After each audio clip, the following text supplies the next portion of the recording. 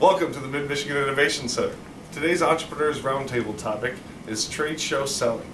Today you're going to learn about display setup and appearance, identifying the power buyers, do's and don'ts while exhibiting, how to develop your 90-second interview technique, and follow-up after the trade show.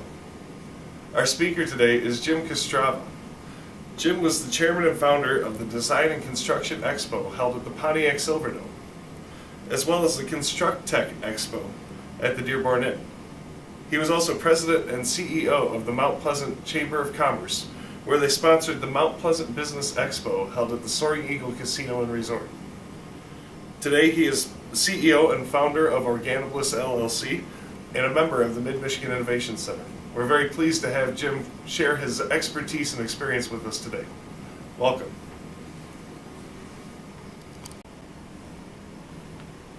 You can go. Good morning, ladies and gentlemen, and thank you for allowing me to join you this morning. We're going to be talking this morning about tips on trade show selling. And a lot of the concepts that I'm going to be sharing with you today are things that I've learned over years of doing trade shows and being involved in trade shows personally, but also the facts and figures and statistics are going to be from a gentleman named Dr. Alan Konopacki.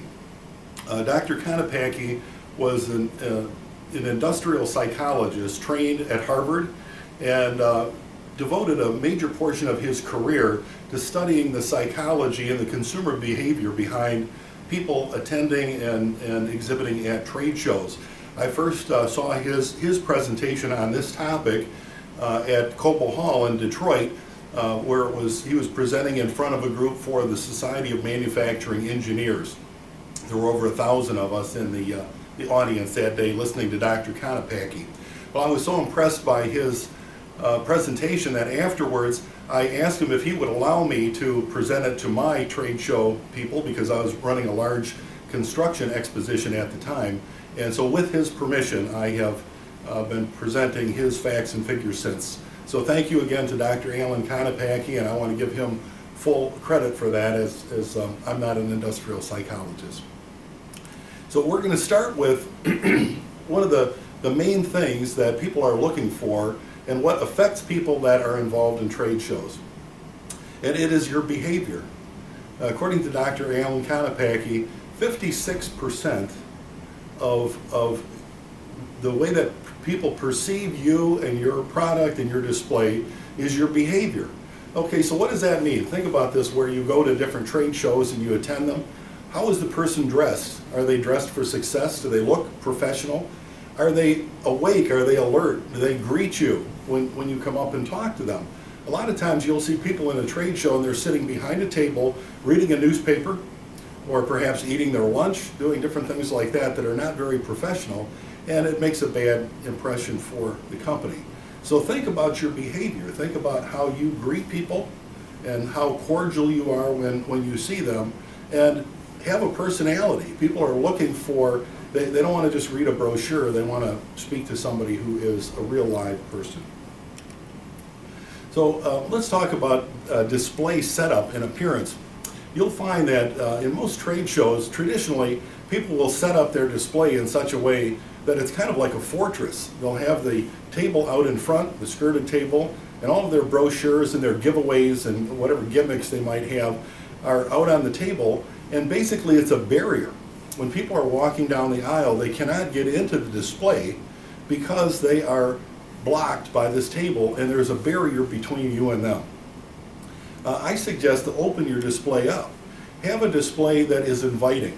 Have it be the type of thing where people coming through are interested in coming into your display and actually talking to you, actually seeing you. And so this would be an example of a nice open display.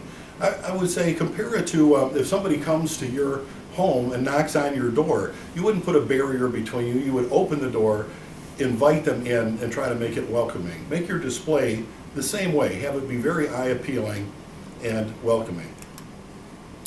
According to Dr. Alan Konopacki, the average number or percentage of power buyers in any trade show is just 5%. Now think about that, just 5%. All these people are coming through, but how many of them are really people that have the ability, the linkage, the interest, and the timing, where it's the time for them to make a purchase decision right now. According to him, only 5% are power buyers. Now, we've all been power buyers different times. If you think of times where you've shopped for something that was maybe way beyond your means, but you went, you're what they call it, a tire kicker, somebody that goes and they're looking at something, they're looking at a Mercedes-Benz or something, and in their heart of hearts, they know they're really never going to buy it, but they're just kind of having fun looking at it. On the other hand, there are times where you say, I have saved up my money and I'm planning to, let's say, buy a new car. I now have a budget for it and I'm ready to buy it right now. So when you walk into that car dealership, at that moment, you are a power buyer. So how do you identify the power buyers? That is really probably the key component or main problem at trade shows, is that people that man booths at trade shows get worn out because they're making one presentation after another. Every person that comes up, they greet them, they give them business cards, they give them brochures, and as soon as they can, they launch into a canned pitch. Da da da da da da da da. They start going into their routine, and whether this person is ever going to buy it or not, and it's just torturous for the person who's on the other end that has to suffer through that, and they cannot wait to get away from that person. We've all done that. Had a salesman who's going to give you their pitch. Think about the person who calls you at home in the evening, the telemarketer. And as soon as you get on the phone, you know that you're not going to get a word in edgewise. They're going to give you this canned pitch. It's annoying. It's torturous. And also, from the salesman's standpoint, it's fatiguing. By the end of the day, if you're going to be at a trade show and it's going to be for 7 or 8 hours, how many of those da-da-da-da presentations can you make before you absolutely run out of gas? Then what happens is your power buyer walks up to you. You don't know that they're a power buyer, and you're so exhausted from doing so many of these useless presentations that you waste, all your energy is wasted, and you don't give them the proper time that they would require. So what we want to do is we want to identify who are these power buyers. And we're going to start with a 90-second interview technique. And it's this simple. When somebody walks up, you have a particular product and you have a target market. You have people who are likely to buy your product.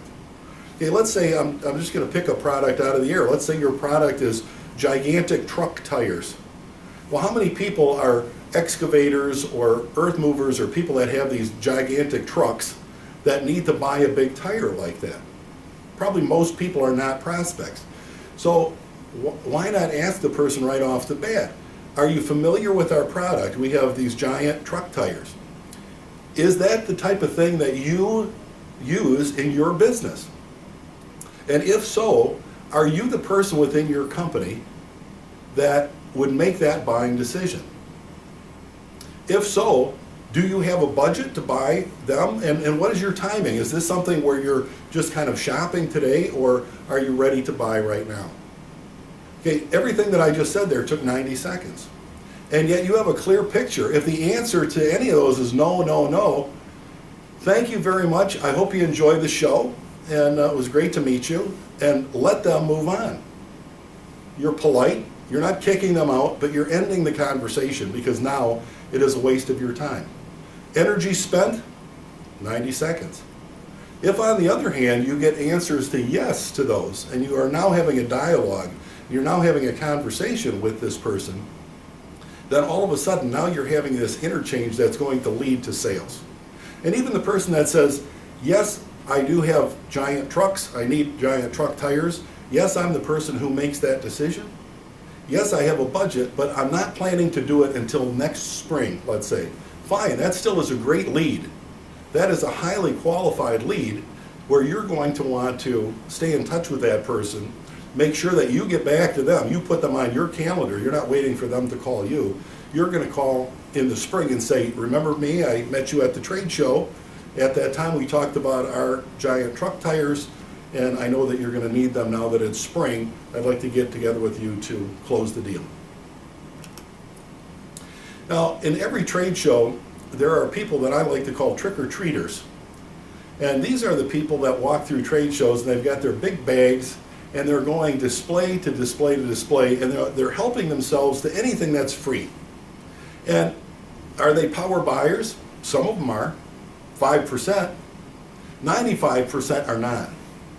95% are there to get keychains and rulers and flashlights and coffee mugs and books and whatever else you're willing to give away, and your product. If you have a highly valuable product, they're looking to get free samples of that.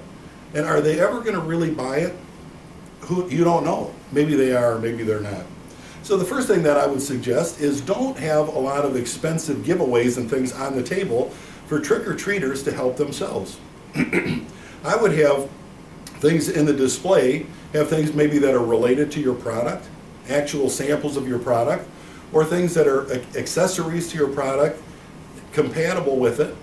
And then I would have them, since your display is set up in such a way that your table is in the back, that anything that you have to give away is at the back of your booth. They have to come in and get it.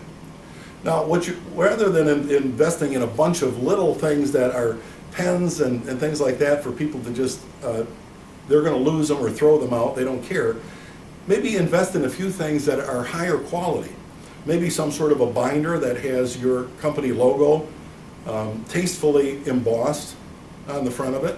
Not a big billboard, so it looks like a big advertisement for you, but just subtle, just enough to remind them where they got it.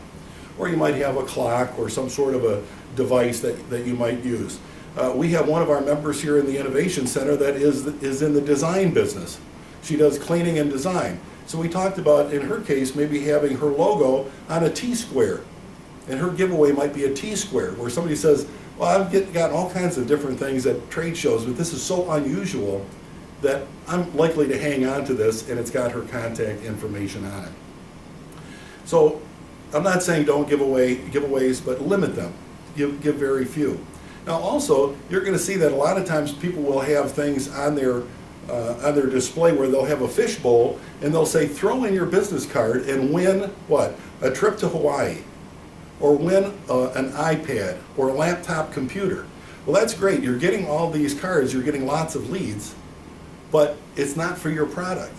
And then when your salesman calls to follow up, what are they finding? They don't want to talk about your product. They want to talk about trips to Hawaii. So give meaningful giveaways. Give things that you would want to get yourself, and think of it like this. What is something that I could give away that is so special that they're not going to throw it out? They're going to hang on to this indefinitely because it's so good. Be like a doctor. Make your display an emergency room. This goes back to this power buyer concept. In the emergency room, there's no trick-or-treaters. There's no 95% of the population that doesn't need what they have to offer there. You don't go into the emergency room unless you are in critical need of emergency service. So every single person that comes into the emergency room is a power buyer. So think of your exhibit like an emergency room. You want to do your 90-second interview technique and figure out who your power buyers are, and then focus all of your time just on them. Don't offer brochures. Okay, now what do I mean by that? Do I mean don't have brochures that explain your company? No, I'm not saying that. But I'm saying offer a brochure only after you had a complete conversation with somebody that you've identified as a power buyer. You'll see the young lady in the photograph here is out in the aisle, and she is giving out brochures. Now she's doing one thing good that I do recommend, and that is don't consider yourself a prisoner in your display.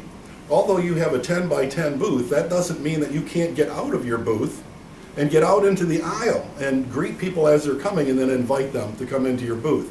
So I give her high points. Her appearance is very good. She looks very pleasant. She seems very congenial. But the thing that I don't like is that she is handing out brochures. Everybody that comes by, she sticks a brochure in their mitt with no conversation. So what happens at that point? They take the thing, and she doesn't know if they're a power buyer or not. They get no in-depth conversation and dialogue. You're not able to capture them as a lead, as a qualified lead, and they go on their way.